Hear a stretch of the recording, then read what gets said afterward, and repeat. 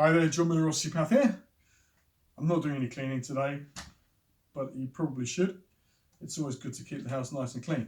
Now, got a couple of exercises for you to try today. The first one I want you to try is really emphasizing the supraspinatus muscle. So just to reiterate, the supraspinatus is the muscle that sits in here.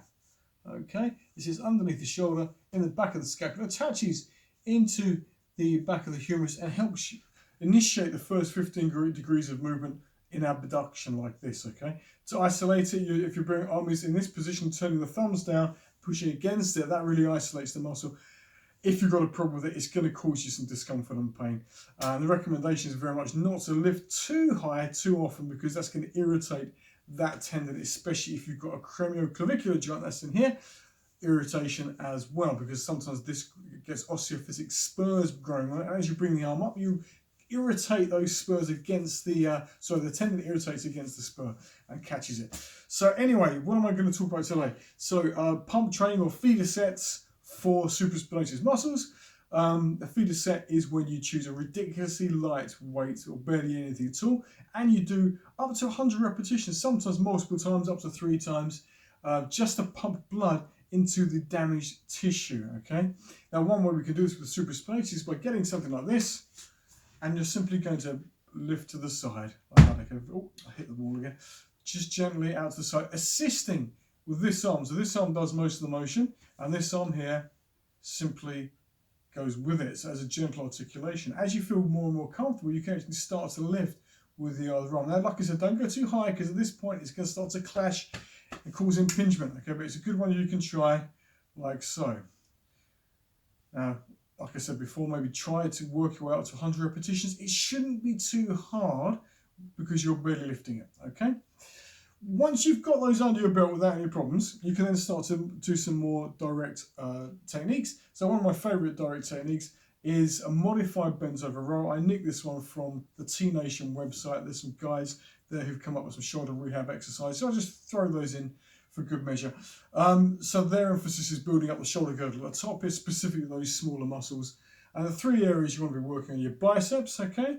So like a standard bicep curl, the reason being the bicep stabilizes the shoulder and creates space between the acromion process here and the humerus here. So by just doing gentle curls, slowly and carefully, even with something ridiculously light like this, can just help to stimulate the blood flow into that area, okay? The next exercise you want to try would be, as I said, the bent over, or if I bent over row. So you're not bending over all the way and lifting here, you're upright.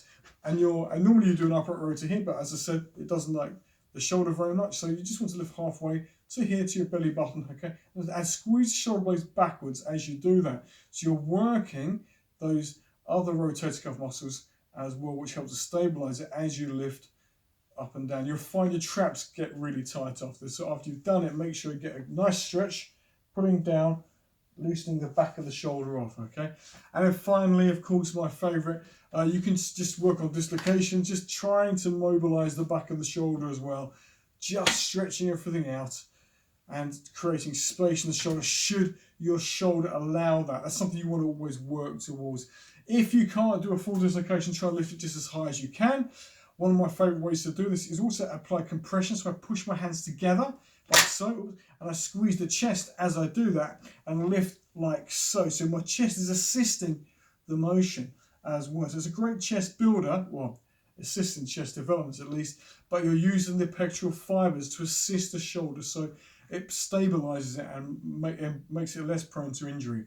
And like I said, try all these exercises. Try up to 100 reps. That's why you're using something ridiculously light like this. If you can't get 100 out, don't worry. It's something you can build up to. Please don't overdo this. And if you're sore the next day, definitely take a day off, okay? Probably ice the area too, especially if you've got tendon problems. But like I said, the purpose of these exercises are feeder sets, to pump blood into the tissue to allow for a quicker recovery. Anyway, enjoy. See how you get on. Give me a thumbs up, like and subscribe, and I'll see you in the next video. Take care.